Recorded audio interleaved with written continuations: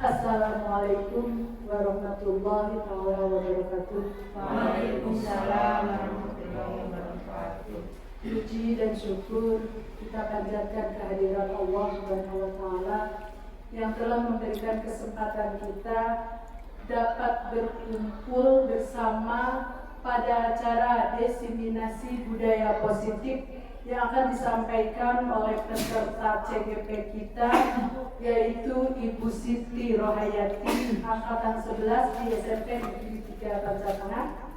Salawat serta salam semoga selalu terlimpah curah kepada Nabi besar kita Muhammad Sallallahu Alaihi Wasallam, kepada keluarganya, sahabatnya, dan mudah-mudahan kita berada di dalamnya. Amin ya Allah ya Rabbal Alamin.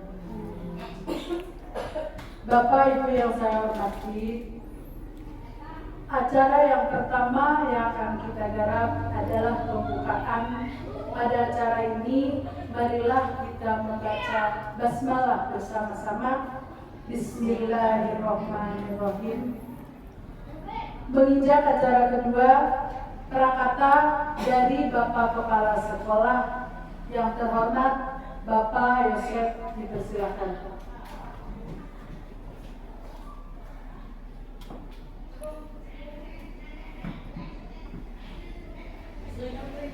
Bismillahirrahmanirrahim. Assalamualaikum warahmatullahi wabarakatuh. Waalaikumsalam. Puji dan syukur kita panjatkan kehadirat Allah Subhanahu wa taala, karena atas berkatnya kita masih bisa berkumpul pada kesempatan ini dalam rangka sebuah kegiatan rekan kita dalam proses perjalanan untuk mencapai guru penggerak, yaitu berkaitan dengan diseminasi. Jadi salah satu mungkin kewajiban dari guru penggerak, yang namanya guru penggerak artinya ya harus menggerakkan. Salah satunya yaitu dengan mendiseminasikan, artinya menyampaikan apa yang beliau sudah dapatkan kepada kita semua. Nah tentu yang paling utamanya bagaimana yang disampaikan ini untuk diaplikasikan dalam kehidupan sehari-hari, terutama di sekolah. Bapak dan Ibu yang saya hormati, Siti sebagai calon guru penggerak. Nah, kita doakan mudah-mudahan lancar sampai akhir dan lulusnya sepakat ya.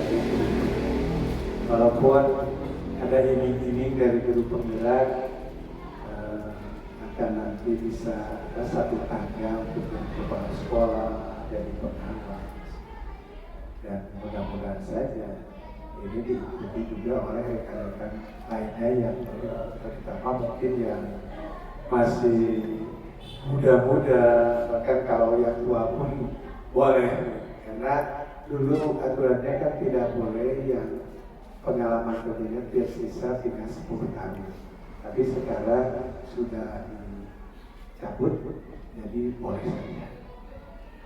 Dan sebetulnya bukan untuk target jadi kepala sekolah atau pengawas, tapi banyak di situ ilmu-ilmu yang bermanfaat.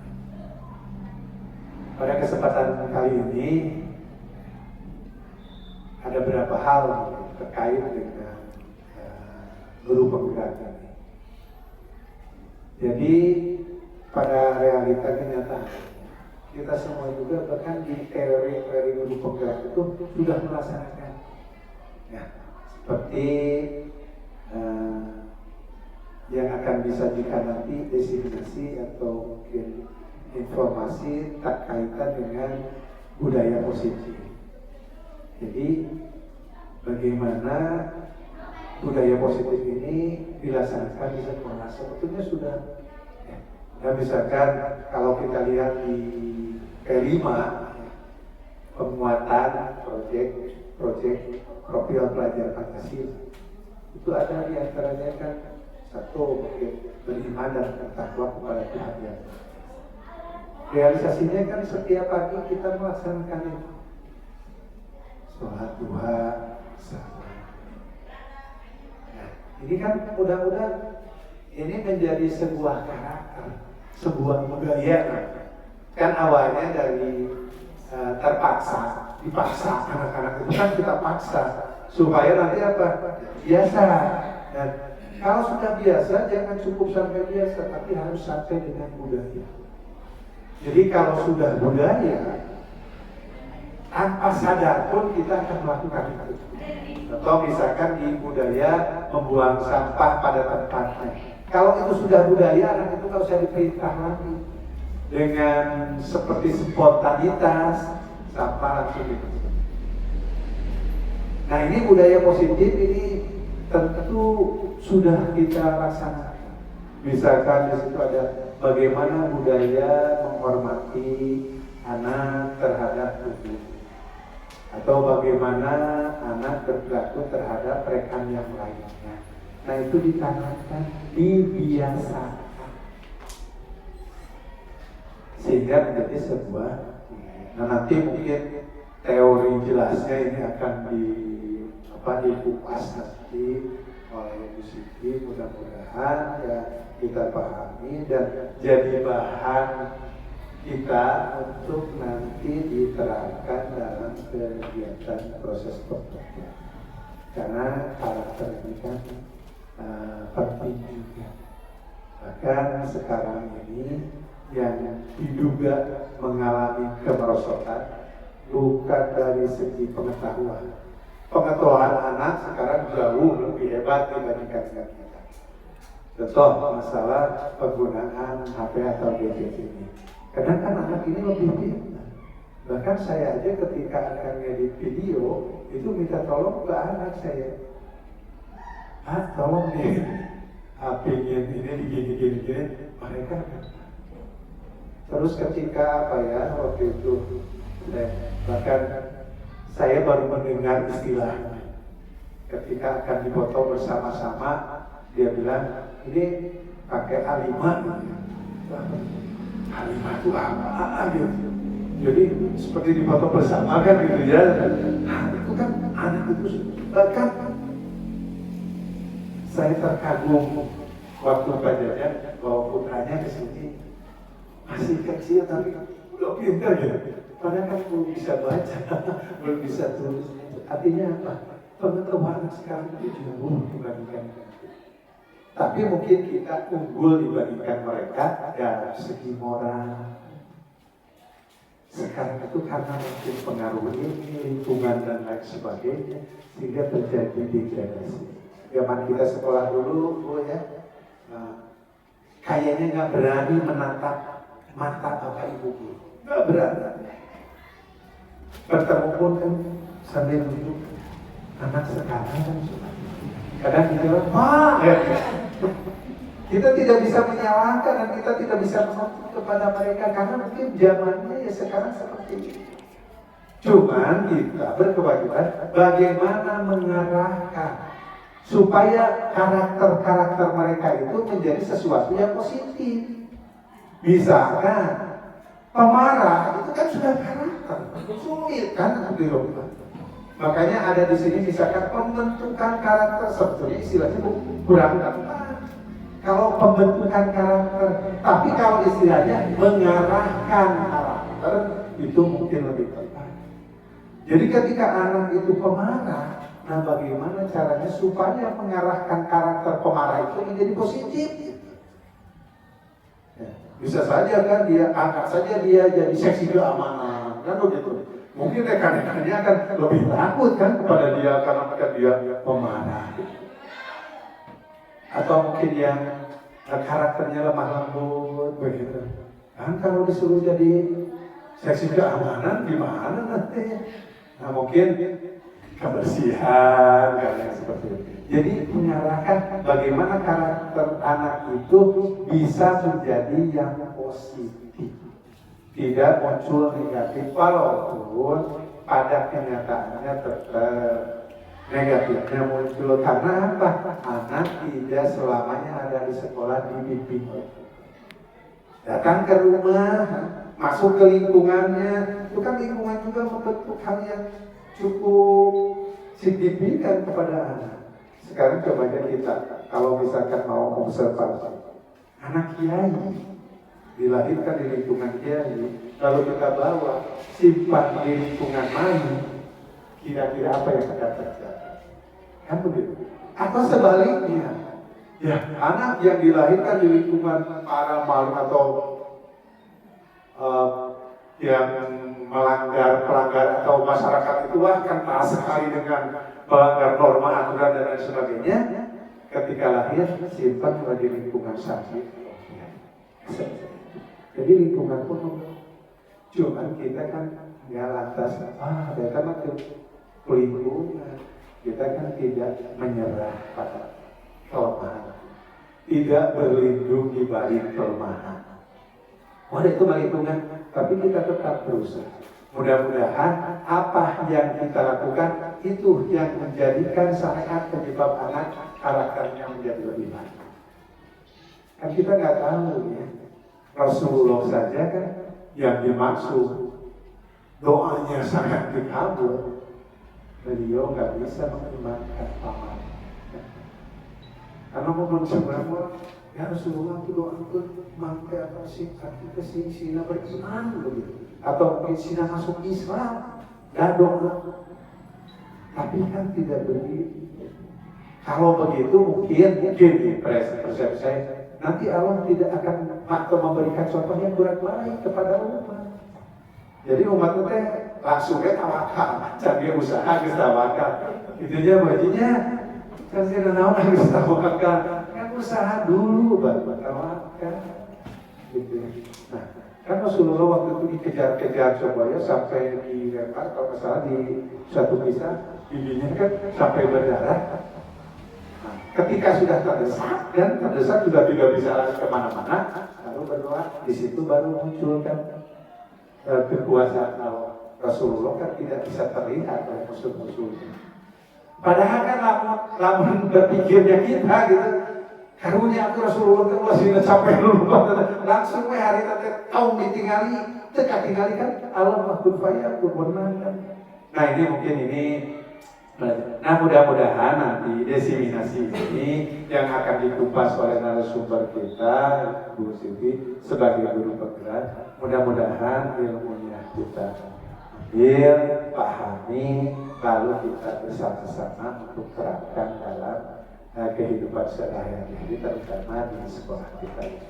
Mudah-mudahan dengan kekompakan berbekal teori kemudian dipraktikkan kompak bersama-sama, insya Allah akan menyebabkan atau menjadikan CP 3 Pancasila ini menjadi sekolah yang jadi rujukan khususnya masyarakat di sini. Waktu sekolah pakai CP karakter bagus. Atuh kasih guru-guru nanti wah ya, guru-guru nanti kompak, karakternya bagus-bagus, insya Allah jadi juga. Cuma satu kuncinya yaitu kekompakan. Tidak ada yang lebih tua di sini. Ada abis apa nongkrong ini sampai kamari untuk dia pada dirinya, jangan begitu. Kalau kita punya konsep yang bagus, kenapa tidak? Sok dalam riungan ini acukan, Pak, gimana kalau konsepnya begini?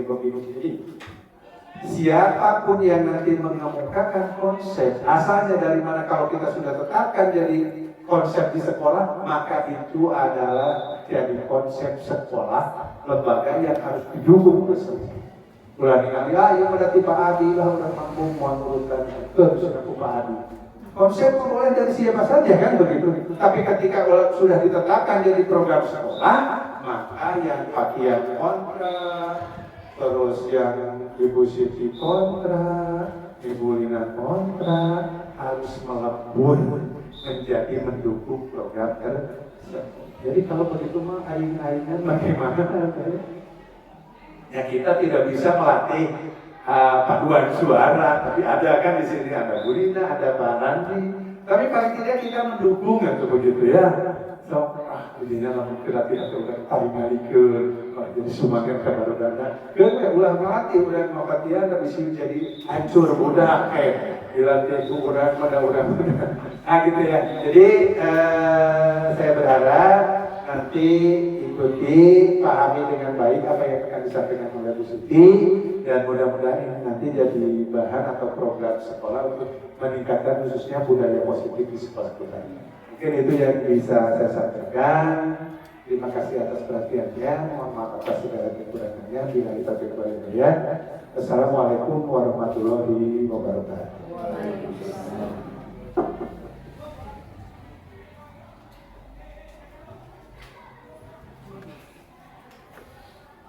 Terima kasih kepada Bapak Kepala Sekolah yang telah memberikan motivasi kepada kita untuk menerapkan budaya-budaya positif dalam kehidupan sehari-hari. Acara selanjutnya yaitu pemaparan materi desiminasi budaya positif yang akan disampaikan oleh Ibu Siti Rohayati sebagai peserta CGP Angkatan 11 yang ada di SMP Negeri 3 Pancasila. Kepadanya disilakan.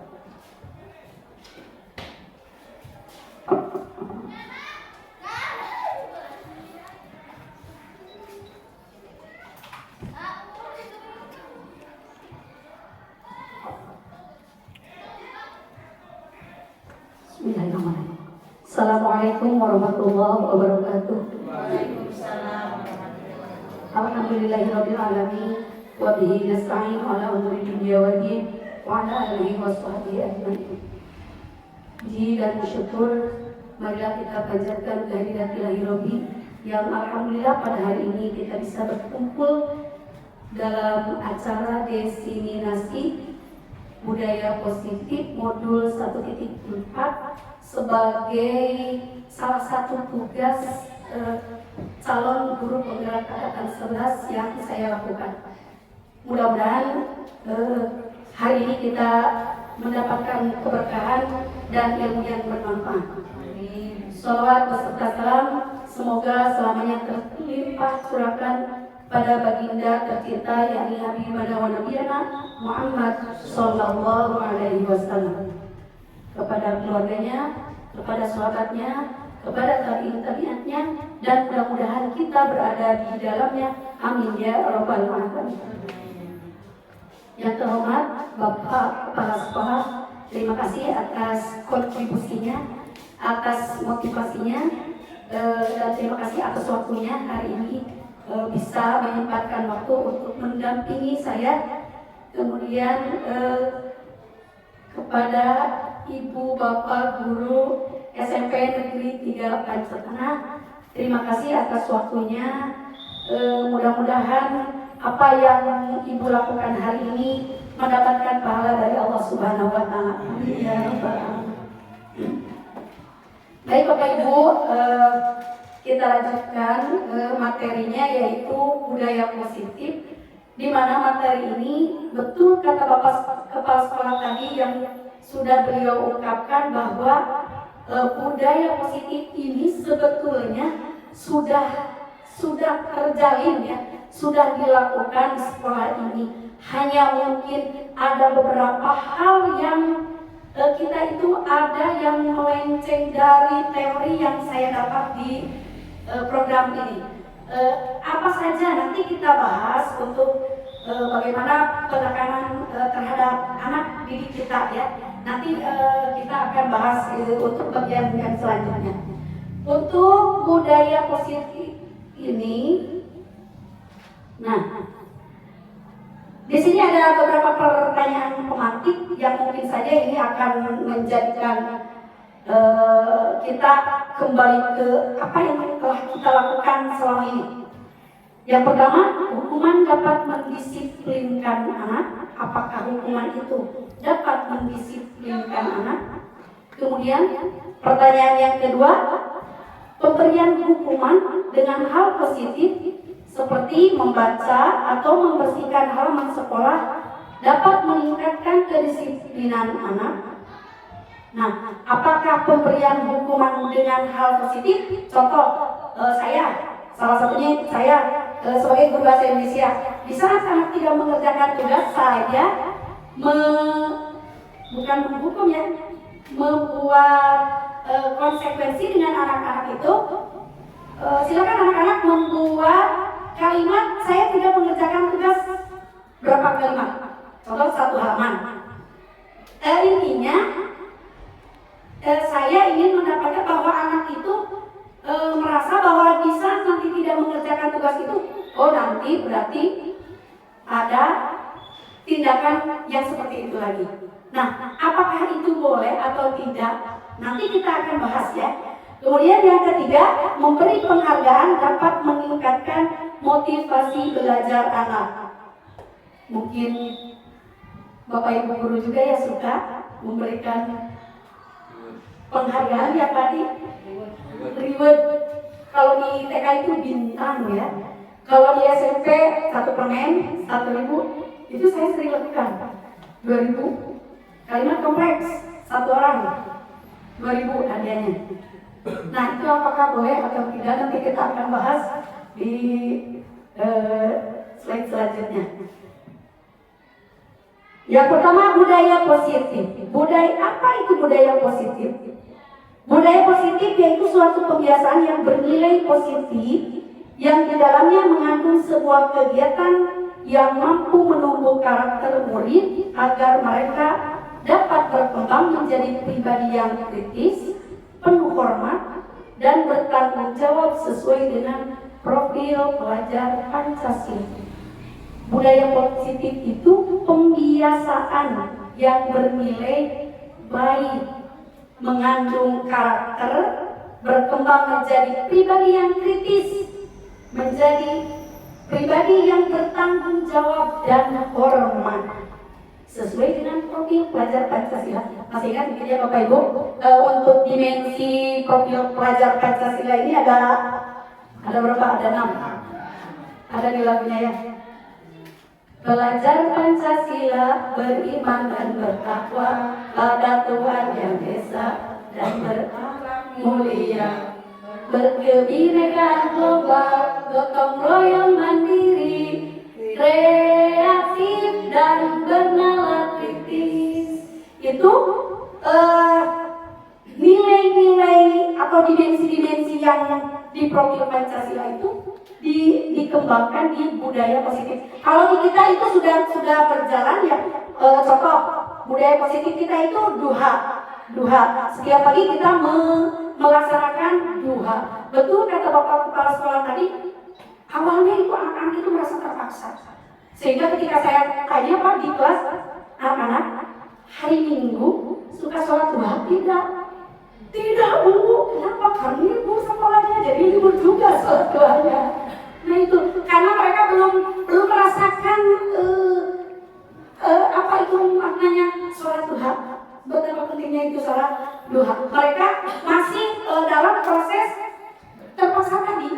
terpaksa yang kita inginkan itu setelah terpaksa itu menjadi terbiasa dan bisa melakukannya dan membudaya. Yang kita inginkan itu budayanya, sudah terbiasa itu menjadi budaya. Nah itu ya sesuai dengan profil pelajar Pancasila. Kalau yang kita lakukan sholat duha itu tadi beriman dan bertakwa. Kemudian ada lagi budaya yang kita lakukan 5S: sopan, salam, santun, sapa, salam, santun, senyum dulu ya. Senyum, sapa, salam, santun, sopan. Itu kan sudah dibiasakan. Mungkin kita itu masih dalam proses karena masih banyak pembelajaran. Kalau dalam menumbuhkan budaya positif itu memerlukan kesabaran. Luar biasa ya, kesabaran bagi kita sebagai pendidik yang nanti akan menuntun anak-anak didik kita itu menjadi apa? Menjadi apa yang mereka inginkan, menjadi apa yang mereka mau, mereka yang sesungguhnya dengan berbagai macam karakter yang berbeda tentunya ya. Karena anak didik itu unik, mereka memiliki keistimewaan tersendiri. Sehingga di pembelajaran juga ada pembelajaran berdiferensiasi, disesuaikan dengan kebutuhan anak, dengan asesmen awalnya apa, diagnostik ataupun non diagnostik. Nanti kita bisa mengetahui, oh ini anak kalau di bahasa Indonesia butuhnya apa? Di membaca. Oh ini kurangnya di bercerita. Oh ini kurangnya di menulis. Nah itu bagaimana kita menggiring mereka, menuntun mereka untuk menjadi menuntun mereka sesuai dengan apa yang mereka butuhkan. Kemudian, nah di sini yang akan saya bahas itu ada konsep inti budaya positif, ada perubahan paradigma belajar, disiplin positif dan nilai-nilai kebajikan, kebutuhan dasar manusia, motivasi perilaku manusia, 5 posisi kontrol, keyakinan keras, dan segitiga restitusi. Nanti akan saya paparkan semua disertai dengan contoh-contoh yang apakah kita masuk kemana ya. Baik, yang pertama perubahan paradigma. Perubahan paradigma itu perubahan cara berpikir kita ya. Yang tadinya saya itu mengajar seperti ini, saya itu memperlakukan anak seperti ini. Oh, apakah sesuai dengan teori ataupun tidak, ataupun melenceng dengan tidak? Apa? Ini lihat di sini ada kegiatan kepalan tangan. Ketika kita dengan teman, satu orang mengepalkan tangan. Coba kita buka tangan teman kita tersebut. Apakah kita bisa membukanya atau tidak? Tentu saja orang itu akan tetap mengepalkan tangannya ya, dengan kekuatan yang mereka punya. Nah kita sebagai orang yang akan membukanya, kita berusaha untuk membukanya dengan cara apa? Dengan cara membujuk, mengancam, mengiming-imingi, menghardik, bahkan menyuap. Kemudian ya, dengan menyuap. Apakah mereka akan membuka tangannya? Itu tergantung dengan orangnya. Jadi pada intinya kita itu tidak bisa mengontrol orang lain. Ya, kita itu tidak bisa mengontrol orang lain. Ini ada miskonsepsi tentang teori kontrol. Miskonsepsi itu mesti apa ya? Ketidaksamaan ya, ketidakselarasan konsep, ketidaksesuaian konsep ya tentang teori kontrol. Ilusi guru itu mengontrol murid. Kemudian ilusi bahwa semua penguatan positif, efektif dan bermanfaat. Ilusi bahwa kritik dan membuat orang merasa bersalah dapat menguatkan karakter. Kemudian ilusi bahwa orang dewasa memiliki hak untuk memaksa. Dan ini miskonsepsi. Kemudian apa itu disiplin? Tadi sudah dijelaskan ya. Ini hanya teori. Disiplin berasal dari kata disiplina yang artinya belajar.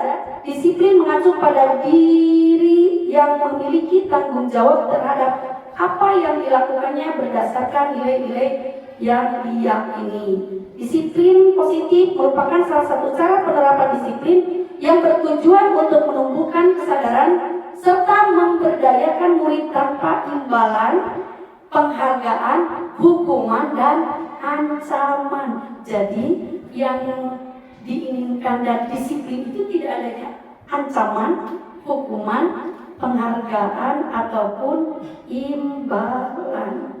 Tujuan kita sebagai pendidik menciptakan anak didik kita memiliki disiplin diri dan motivasi intrinsik dalam berperilaku sesuai dengan nilai-nilai kebajikan universal.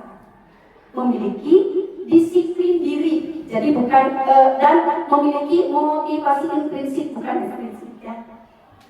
Kita lanjut. Nilai-nilai kebajikan. Nilai-nilai kebajikan adalah sifat-sifat positif manusia yang merupakan tujuan mulia yang ingin dicapai setiap individu. Nilai-nilai kebajikan yang ingin dicapai oleh setiap anak Indonesia kita dikenal dengan profil pelajar Pancasila. Kenapa sekarang itu digempur-gemburkan ya? Di visi juga ya Pak, itu harus mengacu ke profil pelajar Pancasila, visi misi sekolah. Dibuatkan nanti kalau visi sekolah dirubah bisa ada perubahan ya. Dalam visi misi itu harus mengacu ke profil pelajar Pancasila karena yang dimensi yang tadi beriman dan bertakwa, berkebinekaan global, gotong royong, mandiri, kreatif, bernalar, kritis, berpikir kritis. Jadi fokusnya ke situ. Meskipun kalau kalimat itu bebas-bebas saja ya dalam pembentukan misi itu, hanya mengacu ke profil pelajar Pancasila. Kita lanjut ke materi yang ketiga. Bapak Ibu, kalau yang sampai barusan ada yang ingin disampaikan atau dibuat pernyataan atau tidak? Dilanjut aja. Oh ya Pak. Berarti kalau tadi pertanyaan semantik itu kalau kita sudah melihat teorinya, berarti jangan dilakukan. Gitu. Oh iya. Karena budaya positif itu kan membentuk kesadaran, kedisiplinan tanpa harus ada tadi dengan memberikan imbalan atau lain sebagainya. Jadi kalau menurut budaya positif tadi pemberian reward dan lain sebagainya itu kurang tepat. Kurang tepat. Betul ya Pak. Itu kurang tepat. Tapi Bu, kalau katanya di sini masih dilakukan ya itu mungkin disesuaikan saja. Tapi kalau lihat kita ke teori saja. Teori yang saya dapatkan itu bahwa hal seperti itu kurang tepat dilakukan. Karena itu nanti Pak tidak akan menumbuhkan motivasi dari dalam dirinya. Yang kita inginkan itu dari budaya positif itu anak itu memiliki kesadaran tersendiri. Bagaimana KHD itu Pak menciptakan pembelajaran kurikulum merdeka. Kurikulum merdeka itu mengacu pada filosofi Ki Hajar Dewantara bahwa kita itu mengajar berpihak pada murid, menuntun Pak, menuntun bukan menuntut, bukan menuntut ya. Adapun nanti kalau ada tuntutan itu beda lagi, kalau dengan tugas itu tuntutan ya. Menuntut anak untuk mengerjakan tugas. Bisa dilanjut? Lanjut ya tadi. 3 kebutuhan dasar manusia. Nah, ini kebutuhan dasar manusia adalah segala sesuatu yang kita lakukan untuk mendapatkan apa yang kita inginkan. Seluruh tindakan yang kita lakukan memiliki tujuan tertentu. Anak kesiangan pasti punya tujuan. Dan semua usaha terbaik yang kita lakukan adalah dalam rangka agar kebutuhan dasar kita terpenuhi dengan baik. Apa saja yang termasuk kebutuhan dasar hidup? Ada 5 kebutuhan dasar itu. Yang pertama, kebutuhan bertahan hidup, kebutuhan kasih sayang dan rasa diterima, kebutuhan penguasaan, kebebasan, dan kesenangan. Untuk kebutuhan bertahan hidup, membutuhkan makanan, pakaian, tempat tinggal, keamanan, kesehatan. Kalau di IPS itu apa? Sandang, pangan, papan. Nah itu nanti apakah anak itu kebutuhan hidupnya sudah terpenuhi atau belum? Kita lihat nanti kalau anak itu melakukan kesalahan itu, apakah mana kebutuhan anak yang belum terpenuhi? Kemudian yang kedua, kebutuhan rasa kasih sayang dan rasa diterima. Rasa diterima, dipedulikan, berbagi, kerjasama, kemudian menjadi bagian dalam kelompok. Ini salah satu contoh bentuk-bentuk kebutuhan manusia ya, bukan kebutuhan anak saja, kebutuhan manusia. Kita juga kan termasuk manusia di dalamnya, memiliki tentunya 5 kebutuhan dasar ini ada ya. Harus ada bertahan hidup, kasih sayang dan rasa diterima, kemudian yang selanjutnya. Kemudian kebutuhan penguasaan, harga diri, tidak perlu memiliki ego ya. Kemudian keinginan untuk dianggap, memimpin, berprestasi, diakui dan dikenal. Ini contoh bentuk-bentuk kebutuhan dasar penguasaan. Kemudian kebebasan. Apa saja yang termasuk kebutuhan kebebasan? Mandiri, memiliki pilihan, mencoba hal baru, mampu mengendalikan arah dirinya. Kemudian yang terakhir, di 5 kebutuhan dasar manusia itu ada kebutuhan kesenangan. Salah satu contohnya bermain, humor, antusiasme, dan tertawa. Mungkin nanti di dalam kehidupan sehari-hari kita di sekolah ya, nanti kita lihat apakah anak ini di saat anak itu melakukan hal yang kurang baik, Pak, bisa ditanya dulu Bu, atau dilihat dulu anak ini mungkin saja ada salah satu dari 5 kebutuhan dasarnya belum terpenuhi. Makanya dia sedih wae kata Bu Lina ya. Makanya ada istilah komplisif ya untuk ini kasih sayang rasa diterima, dilihat ke latar belakang orang tuanya, keluarganya, ekonominya. Nah nanti kita bisa mengarahkan anak itu menuntut, kembali lagi ke menuntut sesuai dengan filosofi KHD diajar Dewantara. Nah ini yang tadi ya, ingin mendapatkan perhatian, suka bekerja sama, semangat belajar karena suka gurunya. Ada ya di sini juga, ada ya siswa yang sih ada Bu gitu ya, masih ada siapa ya. Kemudian di kebebasan, banyak bergerak, menyukai hal baru, suka mencoba-coba, kesenangan, suka bermain, menikmati apa yang mereka lakukan, suka berguru, kemudian penguasaan, pengakuan atas kemampuan. Wah saya hebat, saya saya wakil KM, saya KM. Suka ada ya anak yang menonjolkan diri dengan penguasaan di kelasnya gitu ya. Kemudian memiliki rasa harga diri. Contoh kasus kebutuhan dasar manusia. Kita cek. Ibu Ambar, guru kelas 2A di SD Pelitahati, sedang bingung menghadapi ulas salah satu murid di kelasnya, yaitu Doni. Beberapa anak di kelas 2A telah datang kepadanya dan mengeluhkan Doni yang sering kali meminta bekal makan siang mereka dengan paksa. Coba, jika kita menjadi Ibu Ambar, apa yang akan kita lakukan? Apakah, "Hei Doni, kenapa bla bla bla dan bla bla bla?" Atau mau seperti apa? Kira-kira kita mau apa? Kalau saya kan langsung menanyai dulu. Menanyai dulu. Memanggil dulu Doni, kata Bulian, memanggil dulu Doni anaknya ya, dipanggil. Kenapa Doni suka meminta bekal? Kira-kira Bu, kebutuhan apa kalau Doni menjawabnya seperti ini?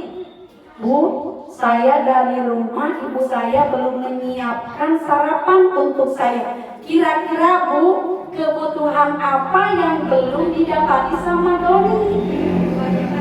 Kebutuhan bertahan hidup. Ya itu, kebutuhan bertahan hidup. Kira-kira kalau dari ini ada jawaban yang lain tidak? Kalau tidak jawabannya ke situ, Doni kira-kira menjawabnya apa? Nah, kalau jawabannya Angga suka makan Bu, Angga suka sarapan. Kalau di anak-anak kita itu dia sampai kita itu rata-rata gitu. Di saat saya tanya, ditanya, kenapa kamu bisa dipikirkan? Kenapa kamu tidak makan? Udah makan belum ya? Ternyata belum.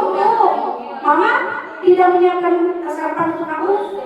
Ada Bu, ada. Kenapa kamu tidak makan? Sebel, karena itu tidak terbiasa. Coba apa yang akan kita lakukan? Memberinya makan, memotivasi anak ya, memotivasi anak untuk selalu mendorong anak untuk selalu mengingatkan bahwa makan pagi itu, sarapan pagi itu baik untuk kesehatan dan akibatnya juga membuat konsentrasi lebih kuat. Kemudian akibatnya jika tidak makan itu kan berakibatnya terjadi pingsan, ya. Kemudian daya tahan tubuh juga akan melemah. Nah itu ya. Ini dari kasus Bu Ambar. Nah ini kita cek lagi Bu Lina. Ibu guru bilang aku tidak boleh bersenandung sewaktu mengerjakan tugas. Katanya kelas harus tenang, tidak ada suara, kan gak seru jadinya. Coba kalau ada anak yang bilang terame, dia mungkin sukanya bernyanyi. Kebutuhan apa yang belum terpenuhi? Kesenangan. Kemudian kalimat yang kedua, ibu guru tidak menyapaku hari ini, padahal aku pakai jepit rambut baru. Pengakuan atau kasih sayang? Kasih sayang. Tadi ada penguasaan, ada perhatian, ada kasih sayang, ada kebutuhan hidup, ada kebebasan, ada penguasaan. Ini masuknya kemana? Kasih sayang. Oke, nanti kita lihat cek hasilnya. Yang ketiga, aku bosan. Masa belajarnya cuma gitu-gitu aja, dengerin ibu guru aja. Oh ya Bapak Ibu, zaman sekarang itu zaman terus dia ceramah, anak itu yakin akan perlu banyak apa ya, heterogen dalam mengajar, menggunakan model-model pembelajaran yang ada saja. Kalau saya suka ini, kalau kepada saya minta kertas paling banyak. Mungkin saya adalah orang yang terlalu banyak menggunakan kertas HBS karena tidak ada media yang lain, yang ada saja digunakan. Nah ini, aku bosan masa belajarnya cuma gitu-gitu aja, dengerin ibu guru aja. Coba apa ini? Kebebasan. Dia. Kita kunci. Jawabannya. Yang keempat, aku sebel gambarku tidak rapi, malah ibu guru nunjukin ke teman-temanku di depan kelas. Kebebasan, penguasaan, atau yakin kalau pengakuan? Cek. Deng, ini hasilnya. Yang pertama ibu guru bilang aku tidak boleh bersenandung. Senangnya kan kesenangannya bersenandung. Boleh tidak Bu? Di kelas itu menyetel musik. Kalau di 3 jam pelajaran itu pas suntuk ya. Kalau saya sukanya setel musik dulu di saat anak itu mengerjakan tugas. Budina mungkin kalau SDD mah banyak ya aktivitasnya. Kalau ini juga banyak, ada banyak praktek ya. Di IPA juga banyak praktek. Kemudian ya ibu kan tidak menyapa hari ini, kasih sayang ya, rasa kasih sayang. Dia ini diperhatikan. Di kita juga ada ya anak yang selalu manja, Bu, Ibu, atau Papa, ya caper kata Bu Sri mah, caper, cari perhatian ya. Kasih sayang mungkin itu kasih sayang di rumah dari orang tuanya belum terpenuhi oleh kita di sini. Ya. Sebagai guru yang nanti akan menuntun anak didik tidak. Yang keempat, aku bosan masa belajar dan kebebasan ini bebas dalam belajar. Jadi dia itu ingin memiliki gaya belajarnya yang berbeda lain dari yang lainnya. Kemudian yang keempat, nah ini penguasaan karena dia merasa bahwa pekerjaannya tidak terlalu baik ya, jadi nggak pede. Nah itu ya. Kita lanjut. Kita ke materi 4 ya. Tadi ada 7 Bapak Ibu, ini baru ke 4. Masih siap? Siap dong ya. Meskipun ini waktu sudah ke siang hari ya, mohon. Yang keempat, teori motivasi perilaku manusia. 1. Untuk menghindari ketidaknyamanan atau hukuman. Yang kedua, untuk mendapatkan imbalan dari orang lain atau institusi. Apa yang akan saya dapatkan apabila saya melakukannya? Kemudian yang ketiga, untuk menghargai diri sendiri. Contohnya, saya akan menjadi orang yang seperti apa bila saya melakukannya. Ini yang kedua masuk ke motivasi eksternal. Kemudian yang ketiga itu motivasi internal yang diinginkan dari tujuan dari disiplin positif, yaitu menginginkan bahwa kita itu menghargai diri sendiri, tidak berdasarkan ketidaknyamanan, tidak berdasarkan kepada imbalan. Contoh, kita datang tepat waktu saja, pagi jam 7, pulang 14.45 sesuai dengan sadaskor. Kalau sudah imsak ya pulang saja, kalau tidak ada pekerjaan. Nah, Bu Lina, di saat kita melakukan pukul 7 datang, pulang jam sekian, jam 14 sekian, apa kita itu merasa bahwa mungkin nanti Bapak Kepala Sekolah mengajak kita ke Sudeng, kalau kita maaf Pak, ini sebagai salah satu contoh saja. Kalau kita melakukannya dengan giat, kita disiplin, pagi datang tepat waktu, pulang pun tepat waktu. Karena tadi inginkannya imbalan, karena nanti akan, atau nanti kata dari kepala dinas nanti akan ada reward katanya, yang datangnya pagi, pulangnya lebih malam, lebih sore lagi. Tidak kan? Nah, yang diinginkan dari disiplin positif itu yang motivasi yang ketiga, yaitu kita itu menginginkan menjadi diri, menghargai diri sendiri, lebih bertanggung jawab. Ya, itu. Ini ada contoh kasus.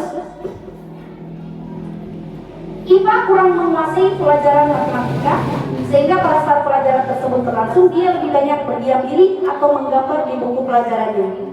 Pada saat guru matematikanya Pak Seno menanyakan pertanyaan IPA menjadi gugup dan tak sengaja menjatuhkan tasnya dari kursi, serta tiba-tiba menjadi gagap pada saat berupaya menjawab. Seluruh kelas pun tertawa melihat perilaku IPA yang berbicara tergagap dan terkejut tersebut.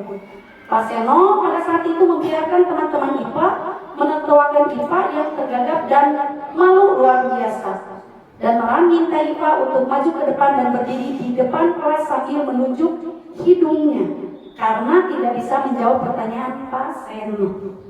Kelas makin gaduh dan anak-anak pun tertawa melihat IPA di depan kelas memegang ujung hidungnya.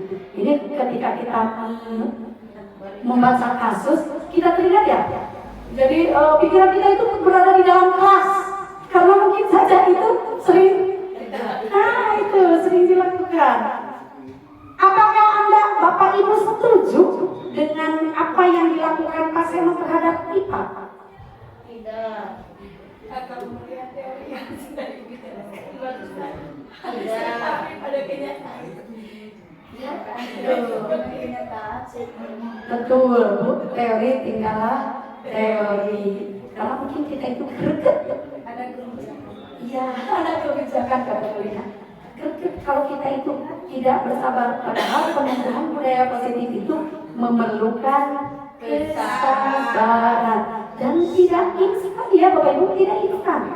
Perilaku manusia itu tidak instan. Dilakukan secara kontinu, terus menerus, sehingga anak itu menjadi terbiasa dan membudaya.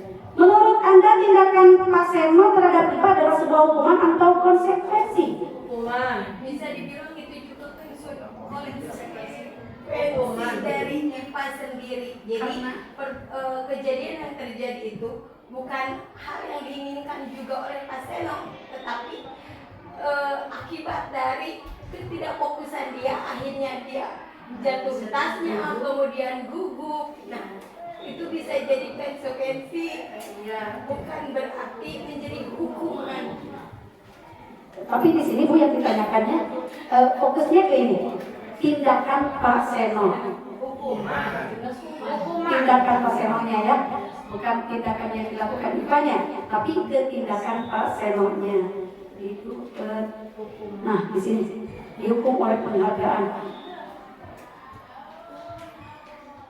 Hukuman, konsekuensi, dan restitusi. Hukuman, sistem tidak akan berjalan kalau murid tidak takut. Betul?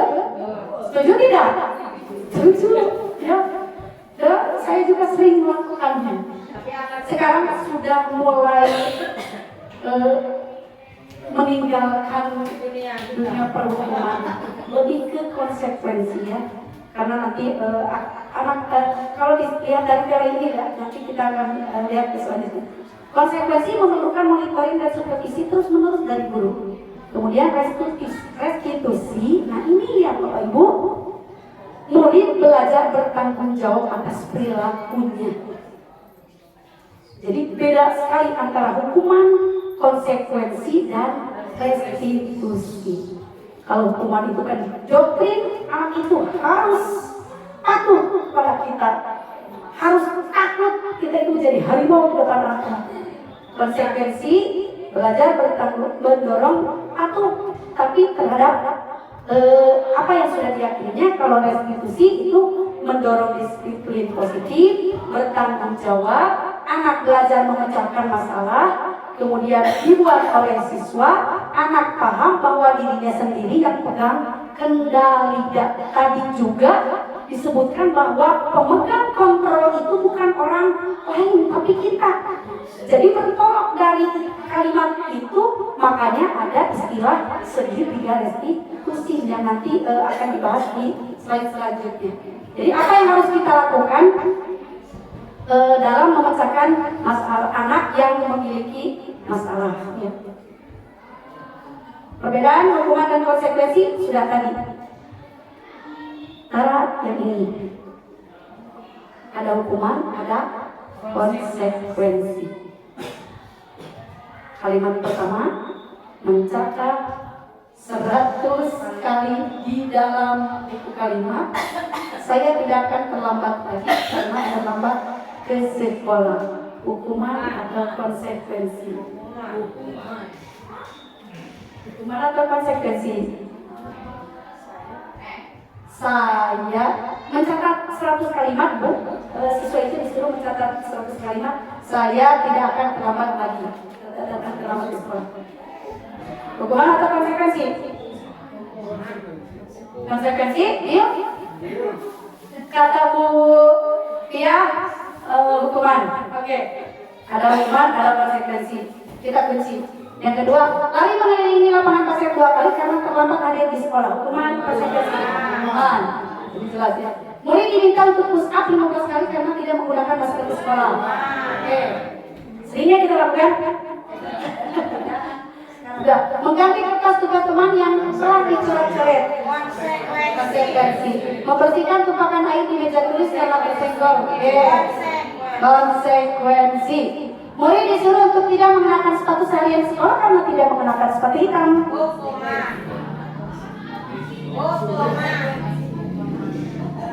Murid disuruh untuk tidak mengenakan sepatu seharian di sekolah karena tidak mengenakan sepatu hitam. Apa konsekuensi?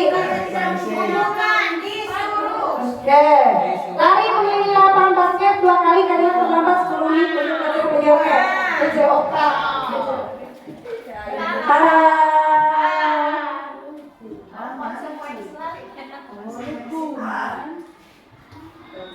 Yang pertama hukuman. Kemudian karena ini jenis-jenisnya yang atas itu terlambat sekolah. Kalau terlambat sekolah itu kalau mau buat konsekuensi Bapak Ibu begini. Anak nanti tinggal di kelas setelah waktu istirahat, jadi ditambah waktunya karena dia terlambat datang, itu baru konsekuensi. Jadi memenuhi kebutuhan anak. Hukuman yang ini udah hukuman. Misalnya konsekuensi, yang ini setuju semua? Ya. Ada yang kurang setuju? Lagi? Nah, yang ini lari melakukan konsekuensi ya, karena ini di pelajaran PJOK. Kalau yang atas, nah saya menulis seluruh kalimat di buku kalimat ya, tidak. Saya tidak mengerjakan tugas bahasa Indonesia, misalnya boleh tidak?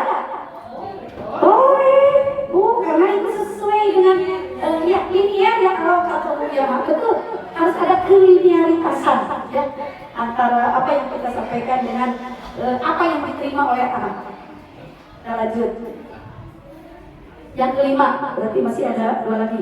Posisi kontrol guru. Nah, ada sebagai penghukum, ada sebagai teman, pembuat merasa bersalah, pemantau, dan manajer. Di manakah posisi kita? Teman. Ya, silakan resapi diri sendiri Bapak Ibu semua ya. Di mana letak kita? Apakah kita itu sudah sesuai tidak ya? Jadi apa kita itu? Ada 5-5-nya. Contoh, ada 5-5-nya kata Bu Sri. Bagus berarti itu. Sebagai penghukum. Boleh. Kan eta dominan. Dominannya ya betul Pak. Karena tadi menginginkan anak itu takut pada kita dan patuh ya. Patuh terhadap aturan. Kasus yang pertama, ada murid yang tidak memakai atribut lengkap pada saat upacara. Contohnya, hormat pada bendera 30 menit itu adalah jenis hukuman. Hukum jenis penghukum, guru penghukum. Contoh Patian, kalau ada jika tidak menggunakan atribut, kamu berdiri dan hormat bendera selama 30 menit. Berarti Patian itu sudah menempatkan dirinya posisi kontrolnya sebagai penghukum. Yang kedua, ada pembuat merasa bersalah. Contoh kalimatnya, beberapa kali ibu bapak harus memberitahumu, kamu selalu saja mengecewakan ibu bapak. Ya, atau tolonglah, kalau saya itu biasanya tolonglah, kamu harus gini, tolong bantu ibu. Kita kan punya aturan, harus ini, harus itu ya. Itu pembuat merasa bersalah. Kalau di dalam bahasa Sunda itu, Umi biasanya bilangnya nyungkun ya.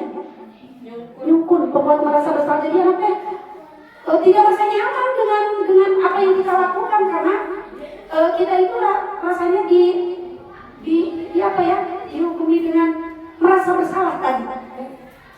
Yang selanjutnya, sebagai teman, ayo dong ikuti aturan sekolah, tolong bantu ibu bapak ya. Sudah tidak apa-apa, kali jangan berbuat seperti ini lagi ya. Suka ada yang sering ya, kita itu menempatkan diri sebagai teman. Sering ya, dengan nada yang rendah, lirih, mengemas ke anak itu. Iya digandeng, betul Bapak Ibu. Kita itu dalam keseharian itu, kata Bu Sri tadi, kumplit, pakai kumplit kita itu. Menghukum, oke. Membuat merasa bersalah, ya. Teman, oke. Pemantau. Kamu sudah melanggar peraturan sekolah, kamu tahu kan konsekuensinya apa? Minggu depan kamu jangan ulangi lagi. Atau saya nanti laporkan ke guru BP, itu juga sama. Atau saya nanti laporkan ke wali kelas, saya nanti laporkan ke kepala sekolah, itu juga sama pemantau. Jadi anak itu didoktrin dengan ketakutan kita terhadap orang-orang yang menurut mereka takut. Kemudian yang kelima, sebagai manajer. Nah Bapak Ibu, yang diinginkan dari budaya positif ini, posisi kontrol guru itu kita itu sebagai manajer, di mana kita itu menempatkan anak itu sesuai dengan kebutuhan yang dia miliki. Di saat anak itu melakukan kesalahan, jangan dulu menghukum, jangan dulu mendoktrin, jangan dulu membuat merasa bersalah. Karena setiap tindakan itu memiliki tujuan. Anak itu mungkin memiliki tujuan dan yang bermuara pada tadi. Salah satu dari 5 kebutuhannya belum terpenuhi. Makanya anak melakukan seperti itu. Kita lanjut, ada beberapa contoh begini ini. Saya kecewa dengan kamu, penghukum, membuat merasa bersalah, teman, manajer. Saya kecewa dengan kamu, teman, penghukum, membuat merasa bersalah, membuat merasa bersalah. Kamu tidak pernah benar-benar melakukannya. Manajer. Teman, manajer. Teman. Bersalah. Merasa bersalah lagi? Oke, kunci. Ayolah lakukan demi saya ya. Oke, seringnya kita lakukan agar anak itu mau melakukannya ya. Bagaimana kamu bisa menyelesaikan masalah ini? Manajer. Oke, manajer sudah tahu itu Bapak Ibu ya. Lanjut, kamu selalu yang paling terakhir. Penghukum, membuat merasa bersalah, teman, Bersalah. pemantau, oke bersalah. Kamu selalu yang paling terakhir, yakin? Yakin? Oke lihat kita nanti ya. Jawabannya disuruh tidak situ. Kamu tidak akan mendapatkan bintang bila tidak menyelesaikan tugas ini. Pemantau. Oke, pemantau. Apa rencana kamu untuk menyelesaikan masalah manajer? Tara. Tepuk tangan, sudah betul semua. Berarti ibu-ibu sudah paham untuk teori. Untuk teori. Nanti kita pelaksananya kita langsung lah ya. Kita sama-sama buat sekolah ini menjadi sekolah yang nyaman buat anak-anak. Kita sesuai dengan kebutuhan mereka. Kita menuntun mereka menjadi pribadi apa yang dimiliki mereka. Ya, kita sama-sama, tidak akan ada sesuatu hal yang kita lakukan sendiri-sendiri. Tapi Bu ya, sebenarnya semuanya itu kita melakukannya dan kita melihat yang dihadapinya anaknya yang seperti apa. Kalau anaknya yang baik, ketika dia melakukan kesalahan pasti kita ke manajer. Tapi kalau anaknya aduh luar biasa, pasti kata-katanya kenapa bohong. Yang penghukum tadi merasa bersalah, segala cara dibicilkan ya, agar apa? Agar anak itu mau berubah betul ya, Bapak Ibu. Kalau dalam kegiatan aktivitas kita sehari-hari. Tapi kalau teori tetaplah teori kita itu tetap harus memposisikan diri sebagai manajer bagi anak-anak itu seperti apa. Jangan terlalu mendoktrin anak dengan harus rasa takut ya. Itu mungkin kebiasaan yang harus kita ubah ya, kita perbaiki ya, demi kemajuan sekolah kita. Ya, lanjut kita ke teori yang ke-6 yaitu keyakinan kelas. Nah, sudahkah Bapak Ibu di kelas membuat keyakinan kelas? Sudahkah kita dalam materi pelajaran membuat keyakinan kelas? Keyakinan kelas itu siapa yang buat? Semua peserta didik. Kalimatnya seperti apa? Kalimatnya seperti apa? Dilarang mencontek saat ulangan. Tidak, bukan. Oh, dalam pembuatan. Nah itu ya. Jadi dalam pembuatan keyakinan kelas itu tidak menggunakan kalimat negatif. Ya, tidak membuat kalimat negatif. Jadi anak itu kita bimbing untuk menentukan apa yang mereka inginkan di kelas dengan apa? Dengan kontrol dari kita. Jangan dibiarkan anak yang ini. Kan biasanya anak mah sukanya bu boleh jajan, bu boleh bawa makanan di kelas, bu boleh apa gitu ya, atau tidur di kelas jam apa gitu ya. Nah kita yang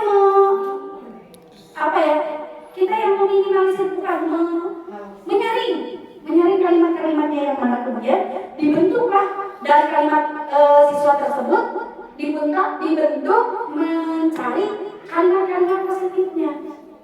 Jadi anak yang mencari keyakinan kelasnya, kita yang menyaring kalimat-kalimat tersebut menjadi kalimat positif, sehingga nanti di saat anak-anak membuat atau salah satunya melanggar keyakinan kelas, kita itu bisa menanyakan ke siswa itu, ya, kita bisa menanyakan apa salah, apa yang harus dilakukan sehingga kamu bisa terbebas dari kesalahannya ya, atau apa yang harus kamu lakukan kemudian nanti. Nah, itu ya dalam membuat keyakinan kelas ini ya. Kita lanjut ke yang terakhir, Bapak Ibu. Masih semangat? Semangat dong ya. Kalau ada Bu Eko mah disuruh tepuk semangatnya, tapi nggak ada Bu Eko, saya kan nggak bisa tepuk semangatnya. Bisa? Tidak, tapi saya punya ini. Oh, mau? Siap. Tepuk semangat. Dan tegak. Ding ding ding. Duk duk duk.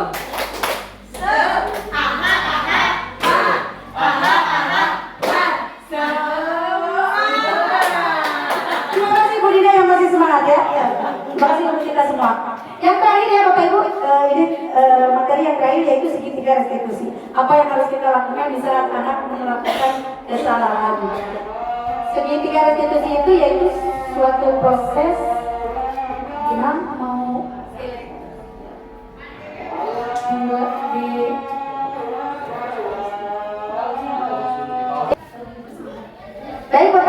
lanjutkan di materi yang ketujuh dan ini termasuk materi yang terakhir ya. Segitiga restitusi. Apa yang harus kita lakukan di saat anak melakukan kesalahan? Restitusi itu adalah suatu proses dialog yang dijalankan oleh guru dalam menyelesaikan masalah murid agar mereka mandiri dan bertanggung jawab. Bapak Kepala Sekolah, sebetulnya ini materi tidak hanya untuk guru, bisa digunakan untuk Bapak sebagai manajerial di sekolah. Ya, iya Pak. Yang pertama ada 3 tahapan restitusi. Yang pertama ada menstabilkan identitas. Berdasarkan prinsip membuat kesalahan adalah bagian dari proses pembelajaran. Contoh kalimat Bapak Ibu yang bisa digunakan saat kita menstabilkan identitas dalam melakukan segitiga restitusi ya. Berbuat salah itu wajar, bisa menggunakan dengan kalimat itu. Atau tidak ada manusia yang sempurna. Bahkan ini bisa kita itu biasanya suka tidak? Ibu bapak juga mungkin pernah melakukan kesalahan. Pernah bapak ibu melakukan itu ke anak menyebutkan bahwa saya mungkin pernah ada. Ya, itu ya. Ibu bapak tidak mau mencari siapa yang salah, tapi ibu ingin mencari solusi dari permasalahan ini. Atau kalimat yang ini, kamu berhak merasa begitu. Nah ini adalah salah satu beberapa contoh kalimat yang bisa digunakan dalam menstabilkan identitas di saat anak melakukan kesalahan. Jadi jangan begitu datang, Rati, kenapa kamu bla bla bla dan bla bla bla? Itulah kebiasaan. Ya, tuh, saya juga seperti itu ya. Apa? Kemudian yang kedua yang harus dilakukan dalam segitiga restitusi itu, karena segitiga itu 3, jadi ada 3 tindakan ya. Yang pertama tadi menstabilkan identitas, melihat identitas anak ya. Kemudian yang kedua validasi tindakan yang salah. Berdasarkan prinsip setiap perilaku berupaya memenuhi suatu kebutuhan tertentu. Kalimat-kalimat yang digunakannya bisa menggunakan kalimat-kalimat yang ini Bapak Ibu. Kamu pasti punya alasan mengapa melakukan hal itu. Padahal kamu bisa melakukan yang lebih buruk dari ini ya. Kamu patut bangga dengan karena kamu melindungi sesuatu yang paling penting buatmu. Ini bisa digunakan untuk memvalidasi tindakan yang salah yang dilakukan oleh peserta didik. Yang terakhir dari segitiga restitusi itu menanyakan keyakinan. Berdasarkan prinsip teori kontrol bahwa pada dasarnya kita termotivasi secara intrinsik. Contoh kalimatnya, keyakinan apa, keyakinan kelas mana yang sudah kamu langgar, bisa menggunakan kalimat itu. Atau nilai-nilai apa yang telah kita sepakati bersama. Ini disesuaikan dengan keyakinan kelas yang sudah kita susun dengan anak-anak. Awas, keyakinan kelas itu bukan kita yang buat, tapi kita itu hanya memfasilitasi kalimat-kalimat dari anak, kemudian dibuatkan dalam satu buah keyakinan kelas. Jadi kemarin saya sudah buat contoh segitiga restitusi dari anak-anak kita tercipta.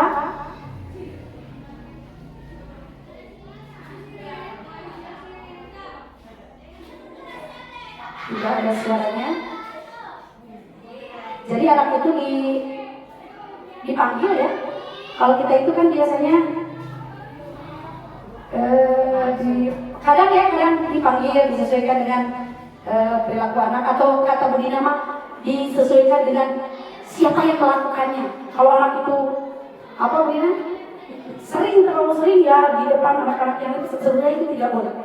Ya, dipanggil, kemudian ditanyai, divalidasi, kemudian menanyakan yang terakhir itu menanyakan keyakinan kelas, kemudian apa yang harus kamu lakukan, nah agar hal seperti itu tidak terjadi.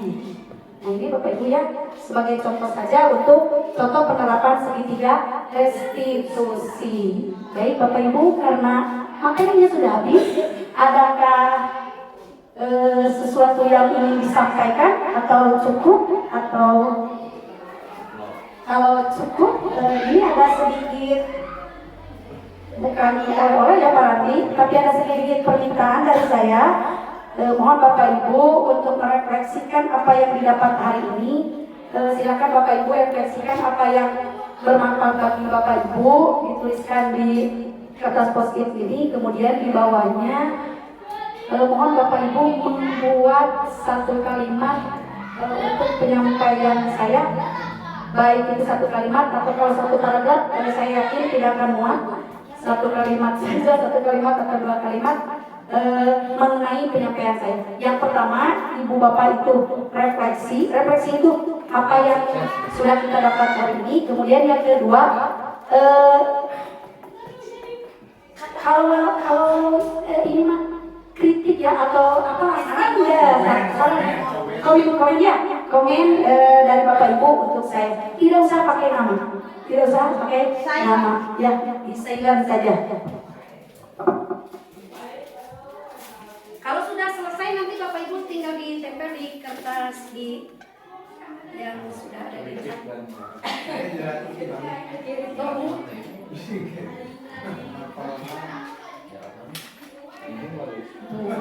Tulis mana tulis ya?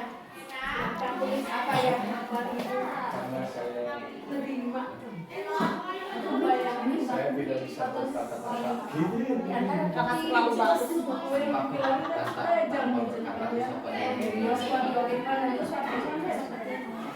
Masih ada? Oke.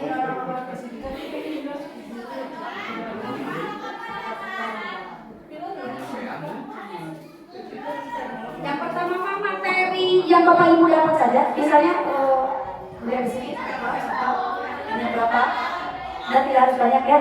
Yang paling penting itu saya ingin dapat saran atau komentar terhadap apa yang saya sampaikan dan materi yang saya sampaikan.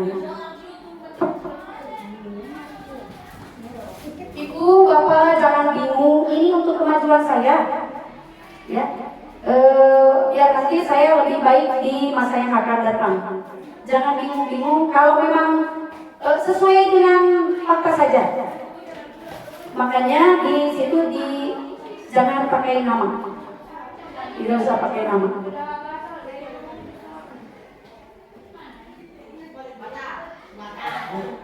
Udah Pak, terima kasih Pak. Ditempel Pak di sebelah sini.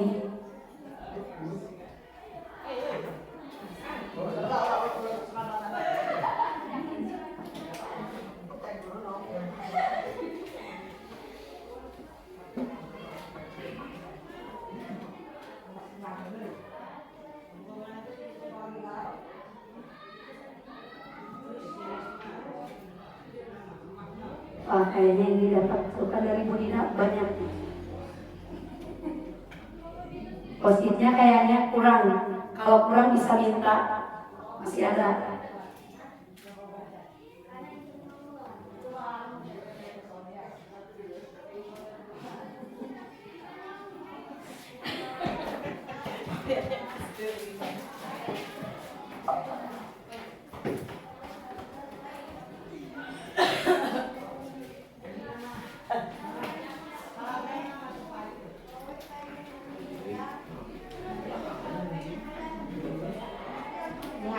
Mau di belakang, mau di bawah, mau di atas. Tidak kalian, kalau cukup, kalau muat di lembaran pertama nggak usah di belakang. Baik Bapak Ibu, sambil Bapak Ibu menuliskan beberapa komentar karena materinya sudah selesai, kita tiba di penghujung acara.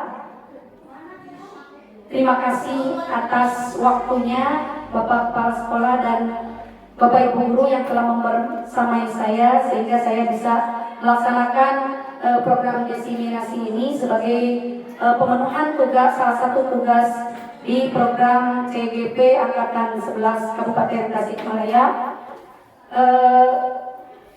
Mohon maaf apabila ada kesalahan, baik ucapan ataupun tindakan, ditutup dengan doa. Rabbana atina fid dunya hasanah wa fil akhirati hasanah wa qina adzabannar. Wassalamualaikum warahmatullahi wabarakatuh. serahkan ke pembawa acara.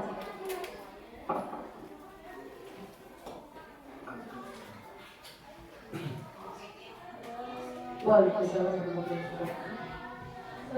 Terima kasih kepada Ibu Siti yang telah memaparkan materi diseminasi budaya positif yang sangat luar biasa. Tepuk tangan dulu untuk Ibu Siti Rohayati. Mudah-mudahan dari apa yang beliau paparkan ada hikmah yang termotivasi untuk kita, bahwa kita menerima bahwa selama ini kita sudah melakukannya apapun itu jadinya, namun mungkin kita belum semaksimal apa yang sesuai teori gitu Pak. Mudah-mudahan ke depan dengan adanya pemaparan materi tersebut kita akan lebih meningkatkan bagaimana cara mengaplikasikannya teori-teori tersebut khusus untuk pelayanan kita kepada pesertanya. Mudah-mudahan itu semua dapat kita jalankan. Amin ya Allah. Sekali lagi terima kasih kepada Bu Siti. Dengan berakhirnya pemaparan materi, maka berakhir pula kegiatan kita.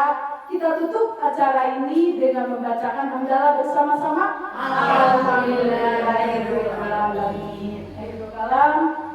Saya mohon maaf sebagai pembacara kesalahan dan kealpaannya.